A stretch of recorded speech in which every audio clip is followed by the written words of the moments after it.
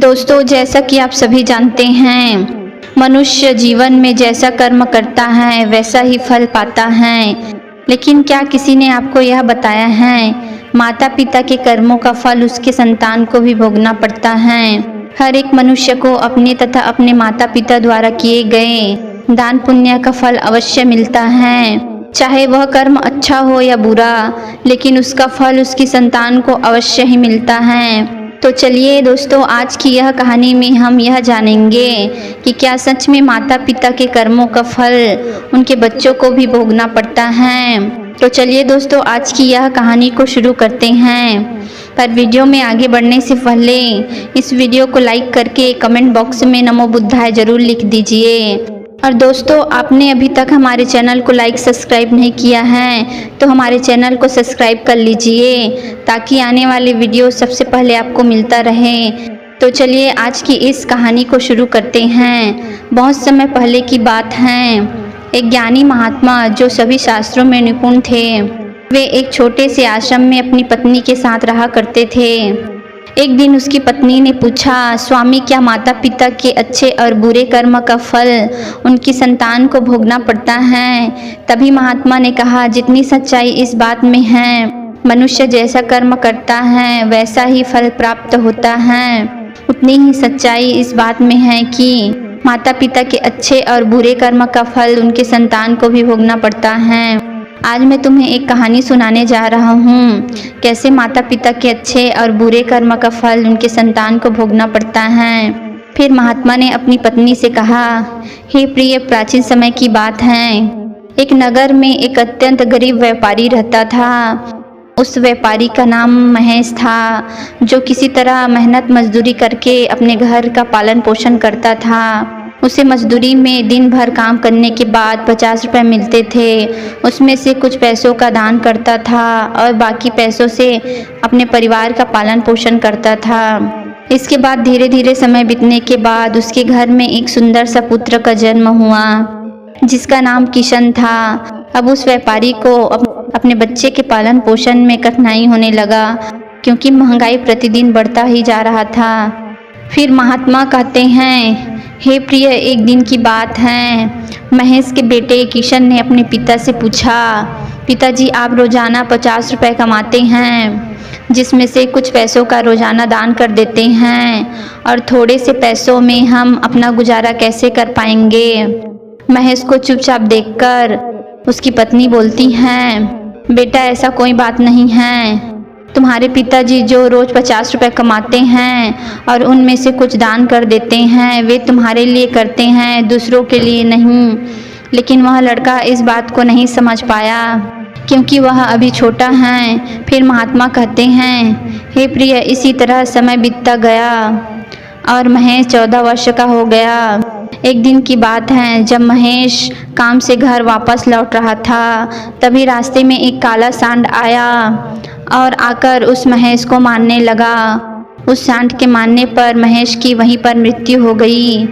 जब महेश की पत्नी और उसके बेटे को यह पता चला, उसकी मृत्यु की खबर मिली, तो उन्हें बड़ा दुख हुआ। फिर एक दिन महेश के बेटे ने अपनी माँ से पूछा, माँ, हमारे पिताजी कहाँ चले गए हैं? बेटा, तुम्हारे पिताजी हम सबको छोड़कर यमपुरी में यमराज के पास चले गए हैं। तब बेटा कहा, जब पिताजी थे तो रोज़ 50 रुपये कमाते थे और उसी में से 25 रुपये की बचत करते थे। हमारा पालन पोषण उसी 25 रुपये से करते थे और बाकी के 25 रुपये दान पुण्य में लगा देते थे। माँ, अब हमारा पालन पोषण कैसे होगा? फिर माँ ने कहा, जिस घर में गरीबी होते हैं उसका कोई सहारा नहीं होता है, उनसे सभी लोग दूर भागते हैं। गरीबों का कोई सहारा नहीं होता है, सिर्फ भगवान होता है।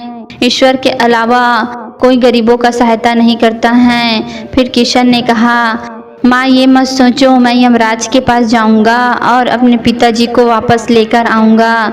हमारी गरीबी देखकर अवश्य यमराज को हमारे ऊपर दया आ जाएगा और वह हमारे पिताजी को हमारे साथ जरूर भेजेगी। फिर महात्मा अपनी पत्नी से कहते हैं, उस छोटे बच्चे किशन के बात पर उसकी माँ ने ध्यान नहीं दिया।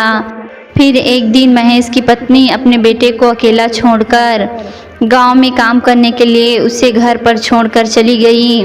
फिर किशन मन में सोचता है, मैं यमराज के पास जाता हूँ, अपने पिताजी को लेकर आता हूँ। ऐसा सोचकर किशन अपने पिताजी को लाने चल देता है। उस किशन को चलते चलते काफ़ी समय बीत गया। बहुत ही विशाल बरगद को देखकर उसकी छाया में जाकर बैठ गया।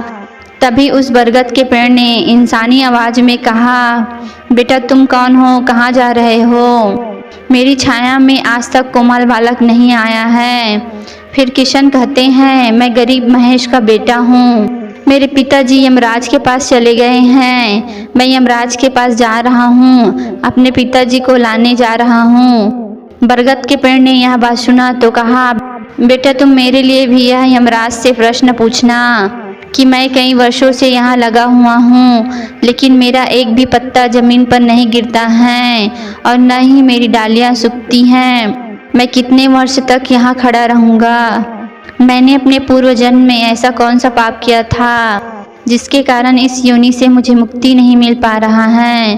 तब किशन ने कहा, ठीक है, मैं यमराज के पास तुम्हारा यह प्रश्न अवश्य पूछूंगा।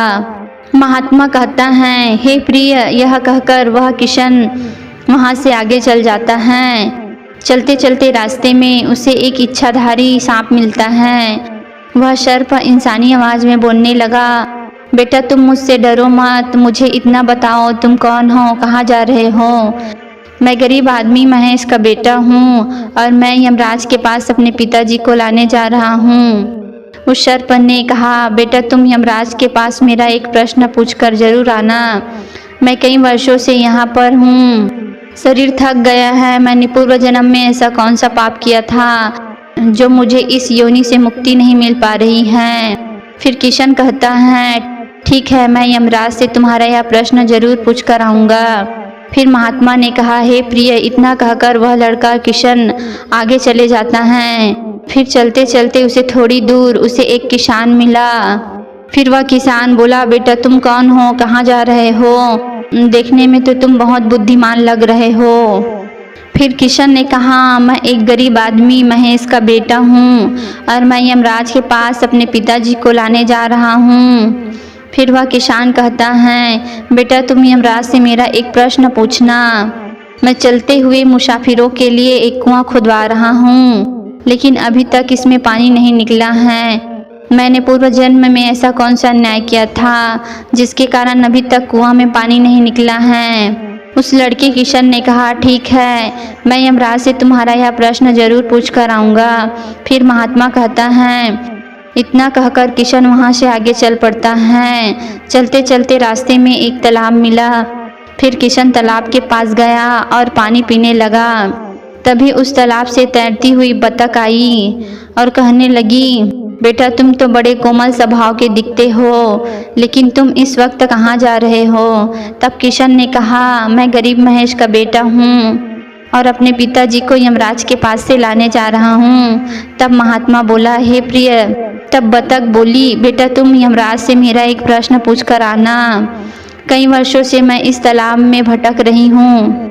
मेरी 7 पीढ़ियाँ गुजर गई हैं, परंतु मैं अभी तक इस तालाब में रह रही हूँ। न जाने मैंने पूर्व जन्म में ऐसा कौन सा पाप किया था।